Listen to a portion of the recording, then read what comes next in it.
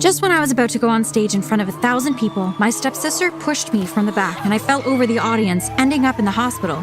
All this just because she was jealous of my fame. Hi, my name is Aisha and I'm from Turkey. Please like and subscribe. My parents abandoned me at the door of an orphanage. Growing up at the orphanage, the social workers noticed that my fingers were growing weirdly longer than those of the other kids. So when I turned 7, they decided to take me to piano classes. Your long fingers might just win you a spot to be amongst the stars. Really? That would be amazing. My piano teacher gave me daily lessons, and 1 year later, when the orphanage organized a fundraising event, I played the piano for the first time in front of an audience. After my performance, I received a standing ovation from the crowd. Then later, I was approached by a social worker and a family. Aisha, my darling, these are Serdar and Fasan, your new parents. I raised my eyes, and a beautiful young couple was standing in front of me. Next to them was a girl about my age, too.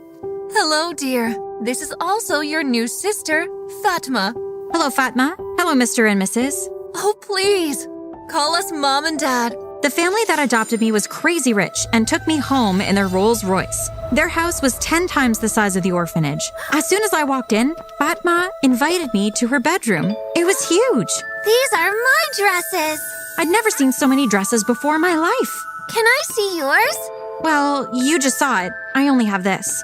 Are you serious?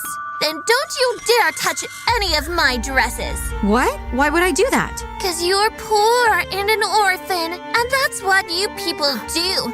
My parents made a mistake bringing you here, and I'll make them return you. Return me? What am I, one of your dresses to get a refund on? I left her bedroom. Fortunately, my adoptive parents were great people. They treated me equally as their daughter. Here, my darlings. I brought these shoes for you. They are the same, so you can look like two beautiful twins. Thank you, Mom. But as soon as Mom left, Fatma went back to being a brat. If you wear those shoes, I'll tell everyone that you talk in your sleep, asking for Mommy. So you better give those to me. I don't care. Mom brought us both shoes, and I'll keep mine. I might be an orphan, but I was no fool. I wasn't going to let my bratty new sister boss me around. Some months later, on my supposed 10th birthday, my adoptive parents finally bought me a piano so I could go back to taking my classes. It was beautiful, all covered in gold. They even hired the same teacher I had in the orphanage, which made me tremendously happy. But as soon as I started my classes, Fatma was so jealous that one day I woke up to find my piano all destroyed. What happened here? Aisha, why would you do this? It wasn't me. It was her, Mom. I saw her. How could you be so ungrateful? We're sheltering you, giving you everything you need, and this is how you pay us back? Unbelievable. Fatma evilly smiled behind her mom's back. I was grounded for 2 weeks, but later they bought me another piano, and this time it was the strongest one, so no one would be able to break it. And I was back in the game. I practiced constantly for 4 years, ignoring Fatma's attempts to discourage me, and I applied for the biggest classical music festival in town. On the day of the festival, my life changed forever. When I woke up that morning, I noticed something weird. My fingers were glued to each other. Fatma! Instead of Fatma, Mom walked into my bedroom. What's wrong? Oh my gosh! What did you do to your hands? Again, Aisha, you're wasting our time. If you don't want to play the piano anymore, you can just say. You don't have to be so extreme. But Fatma did this to me. Stop it! Fatma is just a kid, just like you. Don't make us regret bringing you here.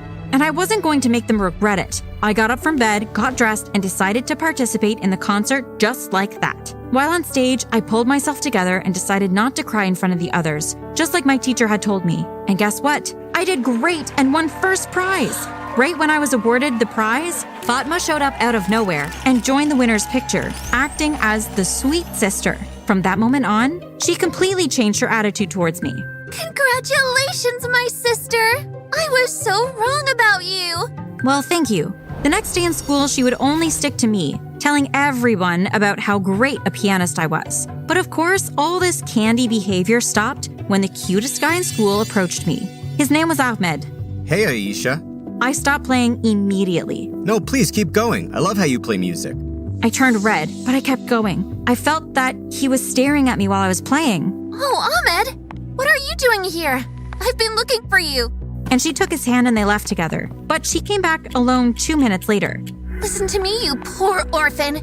You had everything you wanted from my life. but Ahmed is mine. Do you hear me? Is he your boyfriend? He might become if you leave us alone. If I ever see you again with him, you'll be in so much trouble. And she left. What was wrong with her? I mean, Ahmed was super cute, but if she wanted him and he wanted her, whatever. There's plenty of fish in the sea. But it seemed like Ahmed was more attracted to me than her because he came back the next day when I was playing the piano. I had my camera turned on for a YouTube video when Fatma came furiously. You asked for it! As she opened a can full of paint and was about to throw it at me, but right then she slipped and the can fell over her, covering her in yellow paint. Ahmed looked at me and then took my hand and we went out to sit under a tree in the school garden, and that was one of the best moments of my life. Aisha, you are a great piano player. I love the sound of the music that you make. Would you like to go out with me? Really? But what's the story with my sister? I thought you liked her. Fatma? I only met her twice. I don't like Fatma at all. What a moron. She did all those scenes just because she was jealous of Ahmed coming after me. I like you. I stared at him. He stared at me. Our lips moved closer and we almost kissed. But right then, Fatma showed up in the tree just like a monkey and threw the rest of the paint at us, making us all yellow. What the heck? I left Ahmed and ran home to tell everything to Mom. But her reaction was unexpected. Listen, I've had enough of your lies. Ever since you got here, you started blaming Fatma for everything. Well, it's not her fault. And even if it was, she's my real daughter. Do you expect me to punish her for things that a stranger says? A stranger? But there was more to it. I discussed it with my husband. We think it's best if we take you back to the orphanage. What? What the heck was that? And they did return me the next day. When they dropped me off in front of the orphanage, Fatma said, I'm sorry. I tried hard to make it work with you, but you just won't listen. Yes, I won't listen to the garbage that comes out of your mouth. And I took my backpack from the car and went inside. Again, after many years, I was a poor orphan. I picked up my piano lessons, and in the next 2 years, I was one of the most famous piano players in the country. When I turned 18, I was allowed to join a worldwide tour and open for the greatest piano player. Such an honor. One night after closing the concert in Brussels, I decided to walk to the hotel. On the way there, I saw a guy walking and holding hands with a girl, but when I got closer to them, I heard them speaking in Turkish, and it made me take a second look. It was Ahmed. He also saw me and stopped. Hey, wow, what a coincidence. And before you could say anything else, I saw that the girl standing next to him was Fatma. Well, I see that some people came out differently at the end. We moved to Brussels in actual universities, and not in orphanage classes for studies. Let's go, honey. We have no time to waste with this useless person. It seemed as if Ahmed wanted to say something, but Fatma pulled his arm and they left. As soon as I got home, I became a little nostalgic and checked my phone for pictures and videos from when I was living with the family. To my surprise, I found a video of when I was playing the piano. And guess what? The time Fatma tried to throw yellow paint on me was caught on camera. I posted it on social media and it reached millions of views overnight. The next day, Ahmed was waiting for me outside a theater I had just performed at. Hey, great concert. I was among the audience. Oh, I didn't know that. You were great. And about yesterday, I broke up with Fatma and I was wondering if you're available to go out with me. Sure, why not? Let's go right now. I mean, I always liked Ahmed, and we never exchanged that kiss, so it was worth giving it a try. I'd gained so much confidence since I had started being in front of huge audiences, and I wasn't shy anymore. Plus, boys were standing in line for me, and I was used to the attention by then.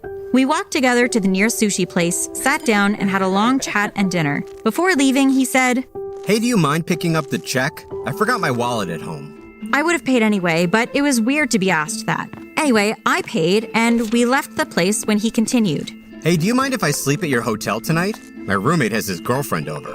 I did have a spare bedroom. All right, sure. And we went to the 5-star hotel where I was staying. Ahmed stayed in the room next to me. The next morning, I wanted to say hi to him, but he had disappeared together with all my jewelry and some cash I had in the drawers.